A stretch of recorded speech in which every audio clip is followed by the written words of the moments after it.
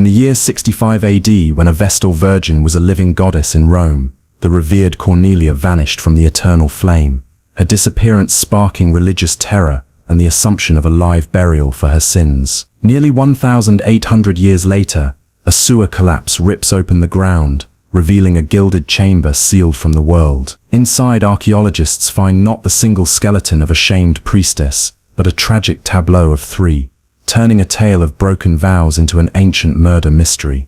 The air in the year 1865 tasted of wet earth and civic failure. Marco Rinaldi felt the damp chill of the Roman morning seep through the soles of his boots as he stood at the precipice of the abyss. The collapse had swallowed a tenement and half a cobbled street, a gaping maw where the city's overburdened sewers had finally surrendered. Shouts from the city engineers echoed against the raw, weeping earth, a modern clamor overlaying a silence that was centuries deep. Marco ignored them, his gaze fixed not on the splintered timbers of the recent disaster, but on the layers of history it had so violently exposed. He could see the dark, compacted earth of the Dark Ages, a thin band of rubble from the Gothic wars, and below that, the rich, artifact-strewn soil of the Empire. This was his territory, a wound in time he was uniquely qualified to triage. A foreman approached, his face slick with sweat and impatience, gesturing wildly toward the unstable pilings of a nearby building. Marco simply held up a hand, his attention already captured by a subtle discrepancy in the strata, a line too clean, a color too uniform, deep within the pit. He gestured to his own team, a small, seasoned crew who understood his silences better than other men's speeches. They descended with practiced ease, their ropes and ladders a stark intrusion against the ancient soil. The engineers wanted to pour concrete, to shore up the present against the past. Marco wanted to peel back the skin and read the bones of what lay beneath. Every grain of displaced dirt was a word, every shard of pottery a sentence in a story he was determined to read. His men worked for hours under his watchful eye, their shovels moving with the delicate precision of surgical instruments. They cleared away the loose debris of crumbled medieval foundations and the thick black mud of forgotten centuries.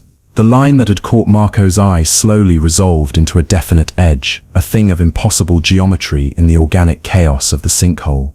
One of his men, a grizzled excavator named Leo, called up to him, his voice tight with confusion. The shovel had struck something that rang with the clarity of dressed stone, yet it was buried far deeper than any known structure in this quarter. Marco descended himself, the last few feet of the rope ladder swaying precariously. He landed softly in the muck, the stench of ruptured sewage and stagnant water thick in his throat. He knelt where Leo pointed, scraping away the clinging clay with his own hands, his skepticism warring with a rising electric curiosity. The object was cold and impossibly smooth to the touch, a sensation utterly alien to the rough brick and porous tuff of typical Roman construction. It was marble, of a quality he had seen only in the ruins of imperial palaces or major temples. Carefully, painstakingly, they cleared a wider section, the morning sun giving way to the hazy light of afternoon. What emerged was not a pillar or a paving stone, but a wall. It was a seamless, monolithic slab of Parian marble, its surface unblemished by the immense weight of the earth that had entombed it for millennia. There were no mortar lines, no visible joints, no sign of how it had been constructed or what it was attached to. It was an anomaly, a perfect man-made structure in a place where there should have been nothing but dirt and the forgotten refuse of a dead empire. The engineers grew more agitated, their deadlines and budgets threatened by this unforeseen obstacle. They saw a block of stone. Marco saw a locked door. He ran his fingers over the cool surface, searching for any imperfection, any clue to its purpose. His team continued to excavate along its length, but it simply continued, disappearing into the dark, unstable earth at either end. It did not conform to the alignment of any known street, temple, or villa from the period. It was as if a piece of a forgotten world had been dropped here, sealed and intentionally erased from the map. As the last of the afternoon light began to fail, one of his younger assistants, cleaning a section near the base, let out a sharp cry. Marco rushed over, his heart hammering against his ribs. There, rendered in elegant, shallowly carved letters, was an inscription. It was the name of a senatorial family, the Voconi, a powerful clan from the late Republic. But that was impossible. Every surviving record, every meticulously studied map, placed the Voconia family holdings on the other side of the city, on the sun-drenched slopes of the Esquiline Hill. They had no known property, no funerary plots, no history in this plebeian district hard against the Forum. The wall was a geological and historical impossibility. It was a silent, marble lie buried in the heart of Rome. And Marco knew, with a certainty that chilled him more than the subterranean air, that he had to be the one to find its truth. He ordered the site secured under his exclusive authority. The engineers be damned. The real work was just beginning. The argument with the city officials lasted 2 full days. They spoke of public safety and modern progress, their voices loud and dismissive in the makeshift office tent. Marco countered with the quiet, unshakable authority of historical preservation, his arguments grounded in the irrefutable fact of the anomalous wall. He won not through volume but through the sheer stubborn weight of the mystery he had uncovered. His team was granted a week before the engineers could resume their work of burying the past. The challenge was immense: how to enter a sealed structure without destroying it. Marco forbade the use of brute force, of hammers and chisels that would shatter the pristine marble and obliterate any context. He treated the wall not as an obstacle, but as the first artifact of the site, a thing to be understood before it was breached. He and his team spent the next 3 days examining every square inch of the surface, measuring, sketching, and documenting its impossible perfection. It was a maddening, meticulous process, conducted by the flickering, uncertain light of torches and oil lamps that cast long, dancing shadows into the pit. On the 4th day, Leo, whose senses were attuned to the subtle language of stone, found it. It was not a crack or a seam, but a faint acoustic variance. When he tapped the wall with the wooden handle of his trowel, one specific area near the base produced a sound that was almost imperceptibly hollower, a dull thud instead of a sharp report. Marco pressed his ear to the cold marble, his breath held tight in his chest. He could feel a subtle resonance, the barest hint of a void on the other side. They focused their efforts there, not with force, but with patience. Using fine iron probes and dental picks, they began to trace the source of the resonance, scraping away infinitesimal particles of marble dust. They discovered a hairline fracture, so perfectly cut and fitted that it was all but invisible. It was a plug, a section of the wall designed to be removed and replaced without a trace. It took another full day to work it loose, the tension on the site so thick it was a physical presence. Finally, with a low groan of stone on stone, the marble plug gave way. It slid inward, revealing a small dark opening, no larger than a man's shoulders. The first breath of air that escaped from the void was not the stale, earthy smell of a tomb. It was an impossible, ghostly perfume that silenced the entire crew. Marco, kneeling at the opening, was the first to breathe it in. The heavy, sweet scent of long stale incense, the dry, aromatic ghost of cedarwood, and a sharp, faint metallic tang that he could not immediately place. It was the smell of a sacred space, of a place of wealth and reverence, not of death and decay. Heart pounding, Marco took a torch and pushed it through the opening. The flames sputtered for a moment, as if shocked by the ancient air, before swelling to reveal the impossible. The darkness gave way to a soft, pervasive gleam. He was looking into a small, square chamber, and its walls were covered, from floor to ceiling, in gold leaf. The torchlight sent 1,000 fractured reflections dancing across the impossible space, illuminating surfaces that had not seen light in nearly 2 millennia. The chamber was not a crypt. It was a room. He carefully widened the opening, his mind struggling to process the information his eyes were delivering. He climbed inside, his boots landing softly on a floor, covered in what looked like the brittle, desiccated remains of thick carpets. The chamber was small, perhaps 12 feet on each side, but it was furnished with an opulence that defied belief. There was a low couch of carved wood, its silken cushions having long since crumbled into shimmering dust. A small table of inlaid ivory stood beside it, and bronze braziers, their coals cold for 18 centuries, were placed in each corner. The frescoes beneath the gold leaf were breathtaking, depicting scenes of a bucolic paradise, green fields, mythical creatures, and skies of impossible lapis lazuli. They were perfectly preserved, their colors as vibrant as if they had been painted yesterday. This was not a tomb of shame, it was a gilded cage, a secret sanctuary built with immense wealth and a desire for ultimate luxury and concealment. But it was not empty. As Marco's eyes adjusted, he saw its inhabitants. In the center of the room, arranged on the remains of the couch, lay a skeleton. It was adorned with the unmistakable regalia of a Vestal virgin. The fragments of a white woolen suffibulum, the sacred headdress, clung to the skull, and around the delicate neck bones was a necklace of heavy amber beads, a known symbol of their order. Marco felt a jolt of recognition that was almost painful in its intensity. Legend spoke of Cornelia, a Vestal who had vanished during the reign of Nero in 65 AD, presumed to have been buried alive for breaking her 30-year vow of chastity. History had condemned her. He was looking at her remains. He had found the tomb of the disgraced priestess. But as he raised the torch higher, its light casting a wider arc, the historical record did not just bend, it shattered.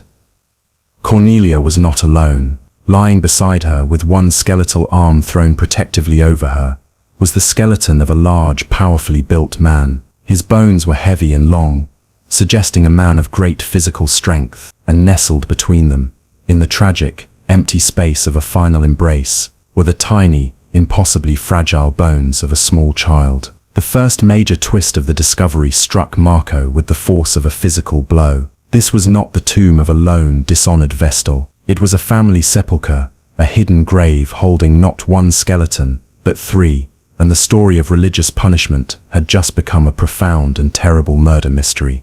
The discovery of the three skeletons transformed the site overnight. Marco declared the chamber a sealed archaeological context of unparalleled importance. Barring even the city engineers from approaching the sinkhole, he worked with a frantic, focused energy, transforming the gilded cage into a makeshift laboratory, a place where the dead would be made to speak. Every particle of dust, every fragment of decayed fabric, was now a piece of crucial testimony in a case that was 1,800 years old. His perspective shifted entirely from that of a discoverer to that of a forensic investigator. The initial wonder at the gold and the frescoes gave way to a cold, methodical analysis. He spent the first days documenting the precise position of the remains, sketching them from every angle, his charcoal scraping across the parchment in the heavy silence of the chamber. The arrangement was deliberate, almost peaceful, a tableau of affection that starkly contrasted with the presumed narrative of shame and sin. The analysis of the skeletons began to tell a story of its own. The man was indeed a figure of immense power. His femurs were long and thick, and a healed fracture on his left clavicle, along with pronounced muscle attachments on his arms, suggested a life of rigorous training, perhaps as a military commander, or even a celebrated gladiator. Traces of gold thread found near his bones indicated he had been dressed in fabulously expensive clothing. The child, whose bones Marco handled with a surgeon's gentleness, could have been no older than 2 years. Its tiny skeleton, a heartbreaking testament to a life cut brutally short. The opulence of the chamber itself was a witness. Marco's team catalogued the artifacts with painstaking care. They found remnants of exotic silks from the Far East, a carved ivory comb from Africa, and the residue of costly spices and unguents in small alabaster jars. This was not just wealth, it was cosmopolitan, extravagant privilege, the kind that could only be maintained by someone at the very highest echelons of Roman society, someone powerful enough to build a secret, gilded paradise for his forbidden family beneath the very streets of Rome. As the team carefully cleaned the frescoed walls, wiping away the dust of centuries, a new layer of the story began to emerge. One of the junior archaeologists noticed a faint, almost invisible seam in the plaster of the west wall, hidden within the painted foliage of a sprawling, idyllic tree. It was a false panel, crafted with the same meticulous desire for concealment as the chamber's main entrance. With delicate probing, they managed to pry it open, revealing a shallow recess hidden in the wall. Inside, the air was even more perfectly still, even more ancient. They found not treasure, but something infinitely more valuable. There were a series of small, unfired clay tablets, bearing what looked like childish drawings, and beside them, carefully sealed with beeswax and nestled in a bed of dried herbs, was a lead-capped amphora. When Marco carefully broke the seal, the scent of preserved papyrus, dry and faintly sweet, filled the small space. Inside the amphora was a single, tightly rolled papyrus scroll. It was covered in the elegant, clear script of a highly educated Roman woman. As Marco unfurled the brittle document under the lamplight, his hands trembling slightly, he realized he was holding Cornelia's own voice, her final testimony written in the last days of her life. The scroll was a diary, a confession, and a love letter. It detailed, in passionate and heartbreaking prose, her secret, all-consuming love affair with a celebrated and ambitious senator named Gaius Voconia Flaccus. The text spoke of their clandestine meetings, of her terror and her joy. It described how, upon discovering her pregnancy, Gaius had not abandoned her to the horrific fate of a disgraced Vestal. Instead, he had used his immense family resources to construct this secret chamber, a luxurious prison designed to protect her and their unborn child from the unforgiving eyes of Rome. She wrote of the birth of their son Lucius within the gilded walls, and of the 2 years they had lived there together, a hidden, impossible family sustained by Gaius's secret visits. The scroll was a complete refutation of history. Cornelia was not a sinner who broke her vows for a moment of lust. She was a woman who had chosen a life of love and motherhood in the only way she could, entombed in a golden cage built by the man she adored. Cornelia's words transformed the investigation from an archaeological puzzle into a human tragedy. The final entries of the scroll, however, shifted the tone from one of sequestered love to one of rising, palpable fear. Her elegant script grew more frantic, the lines less steady, as she described a change in her lover, Gaius. He grew fearful and paranoid, not of the religious authorities or the Pontifex Maximus discovering his secret, but of his political rivals in the Senate. He spoke of plots and betrayals, of the danger that their son, his only heir, represented to men who coveted his power and position. The last entry was fragmented, written in haste. It spoke of a trusted servant from Gaius's own household, a man named Cassius, who had been bringing their supplies. Cornelia wrote of a sudden suspicion, a look in the servant's eye, a change in the taste of the wine. The scroll ended there, mid-sentence, a silent scream across 18 centuries. Marco now understood that the force that had destroyed this family was not religious law, but political ambition. He immediately turned his full attention back to the silent witnesses, the 3 skeletons, now armed with the terrible context of Cornelia's final fears. The detailed forensic examination, conducted with the best scientific methods the 19th century could offer, now revealed the horrifying truth. This was not a scene of peaceful death, nor of lovers taking their own lives. The large man, Gaius, had not died of illness or starvation. A close inspection of his skull, now cleaned of all earthly residue, revealed a spiderweb of fine fractures radiating from a point of impact above his right temple, the clear and brutal signature of blunt force trauma. The small, delicate skull of the child, Lucius, bore a similar, more devastating injury at its base. They had been bludgeoned to death, a swift and savage execution. The most chilling discovery came from Cornelia's remains. While her bones showed no signs of violence, Marco's consulting physician, who had experience with toxicology, found a faint telltale discoloration and unusual crystalline residue within the porous interior of her rib bones. It was consistent with a potent, fast-acting poison, likely administered in the wine she had so feared. The scene was now clear. The servant Cassius had delivered not sustenance but death. He had murdered the senator and his heir, then poisoned the mother, arranging their bodies in a mockery of a peaceful embrace to conceal his crime. The second major twist landed with sickening finality. This was a triple murder, a political assassination meticulously planned and brutally executed. The final artifact to be catalogued provided the last piece of the puzzle. As Marco was performing a final examination of the child's remains, he felt a small, hard object pressed into its skeletal palm. He had initially assumed it was a stone or a fragment of debris, but as he carefully worked the tiny finger bones apart, he extracted a small, thin tablet made of folded lead. It was a curse tablet, a defixio, a common Roman method of directing supernatural harm against an enemy. He carefully unfolded the soft metal. Inscribed on the inside in crude, angry letters was a curse against Gaius Voconia Flaccus and his hidden son, praying for their annihilation. And at the bottom, named as the beneficiary of the curse and the architect of their doom, was the name of a rival senator, Marcus Aemilius Lepidus, a man whose family was known to have viciously competed with the Voconia for political power during Nero's reign. Clutched in the dead child's hand was the name of his father's murderer.